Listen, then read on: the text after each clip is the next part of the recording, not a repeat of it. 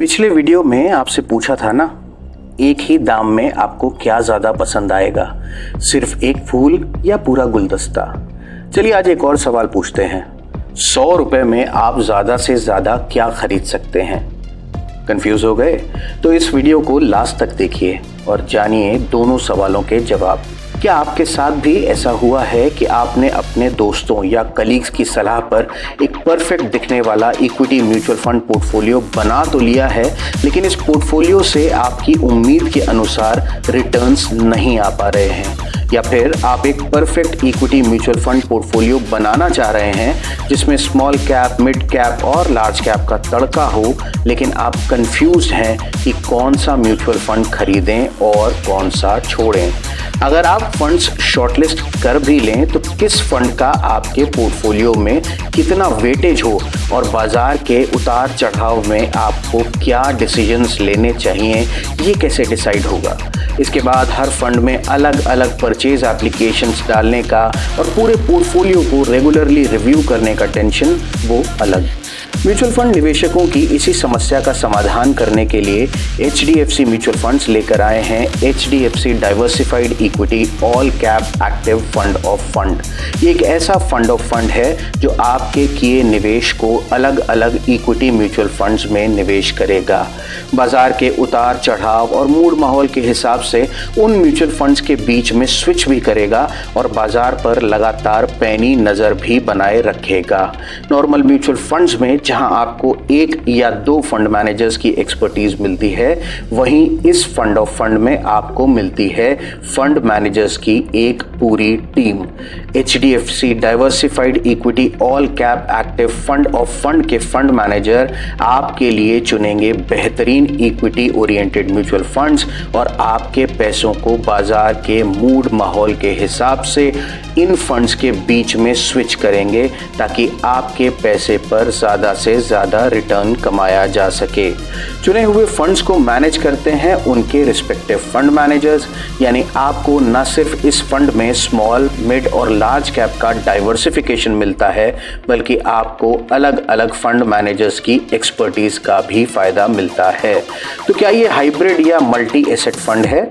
जी नहीं, ये mutual fund तो है पर फंड ऑफ फंड है, यानी डायरेक्टली इक्विटी में निवेश करने के बजाय ये निवेश करता है इक्विटी ओरिएंटेड म्यूचुअल फंड्स में, जो कि खुद से अपने फंड्स को मैनेज करने में सक्षम होते हैं। यानी आपको मिलती है दोगुनी expertise.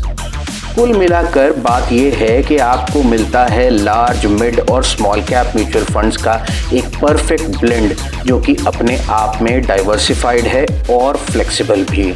HDFC diversified equity all cap active fund of fund में निवेश करके आपको मल्टीपल फंड मैनेजर्स के एक्सपर्टीज का फ़ायदा मिलता है। अगर एक निवेशक के तौर पर बात करें तो हम अक्सर उस सेगमेंट में पैसा ज़्यादा निवेश करते हैं जहां हमें टेम्परेरी प्रॉफिट ज़्यादा हो रहा है। जैसे कि अगर किसी निवेशक को स्मॉल कैप म्यूचुअल फंड्स ने पिछले कुछ समय में ज़्यादा प्रॉफिट दिया हो तो वो एडिशनल इन्वेस्टमेंट भी स्मॉल कैप म्यूचुअल फंड में ही करना चाहते हैं। इस कॉन्सेप्ट को रीसेंसी बायस भी कहा जाता है। रीसेंसी बायस लॉन्ग टर्म में गलत प्रूव हो सकता है, क्योंकि अगर फंड्स को अलग अलग कैप में डाइवर्सिफाई ना किया जाए तो प्रॉफिट्स लिमिटेड हो सकते हैं। HDFC diversified equity all cap active fund of fund इसी बात का ख्याल रखते हुए अलग अलग कैप में आपके निवेश को डाइवर्सिफाई करेगा ताकि ज़्यादा से ज़्यादा प्रॉफिट कमाया जा सके। अब एक नज़र डालते हैं इस फंड ऑफ फंड के की फैक्ट्स पर। ये एक open ended fund of fund scheme है जो कि equity oriented mutual fund schemes के यूनिट्स में पैसा निवेश करेगी। इस स्कीम का objective long term capital appreciation है। इसका बेंचमार्क इंडेक्स निफ्टी 500 TRI है।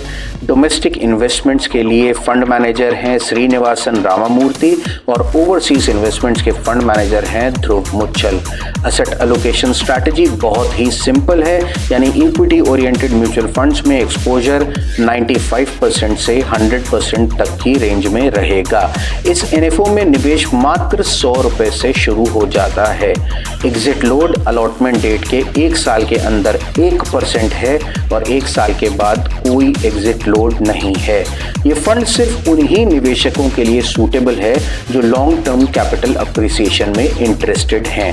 सबसे इम्पोर्टेंट बात यह है कि इक्विटी ओरिएंटेड स्कीम्स में निवेश की वजह से ये फंड ऑफ फंड रिस्कोमीटर पर वेरी हाई रिस्क कैटेगरी में है। आसान शब्दों में कहें तो आपका म्यूचुअल फंड निवेश बाजार जोखिमों के अधीन है।